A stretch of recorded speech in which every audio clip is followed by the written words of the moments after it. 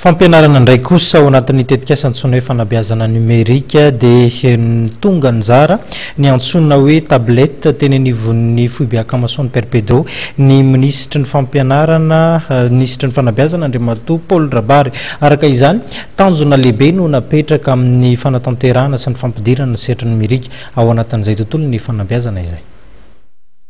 Nanolotra tablette misa 10 ho andro ankizy-beazana ao amin'ny lycée misa 2 amin'ny Foibe Akamaso any Père Pedro eny manantena soa ny ministra ny fanabeazam-pirenena Andriamatoa Rabary Paul. Tafiditra tokoa ao anatin'ny tetikasan'ny ministera izay sahaniny ary natsoina hoe fanabeazana numerika izao fanomezan'izao.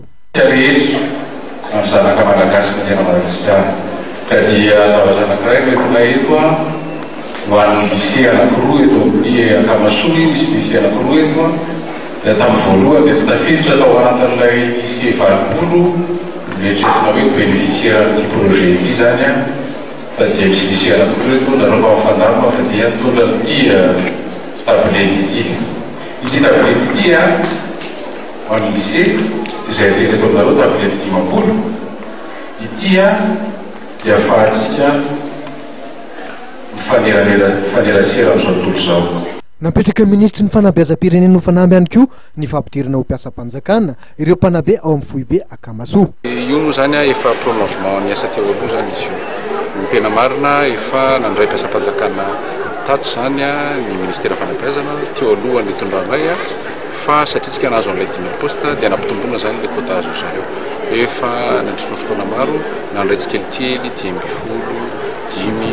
nandritra ny fotoana maro fa amin'ny ity fotoana ity satria tsika mahazo an'ilay 10 000 poste dia ny zany amin'ny nigeria fantandrena placement numérique satria rehefa atao zany mikajy rehetra ho amin'ity taona ity sy mieritaona 10 000 poste n'ity taona ity 10 000 poste amin'ny herintaona dia miaraka amin'ny placement numérique 25 000 poste zany nomena ny mpampianatra rehetra manerana Madagasikara.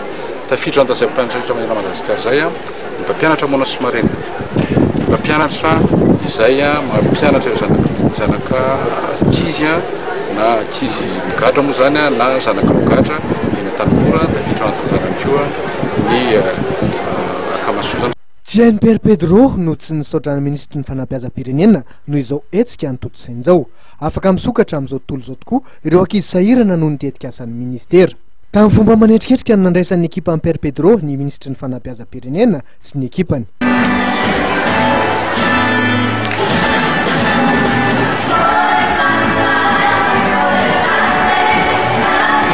Miisa 2 arivo sy ray alina eo ny isan'ireo ankizy-beazana ao amin'ny sekoly Akamaso eto sy Manantena Soa sy Andralanitra taizana mpanabe miisa 23.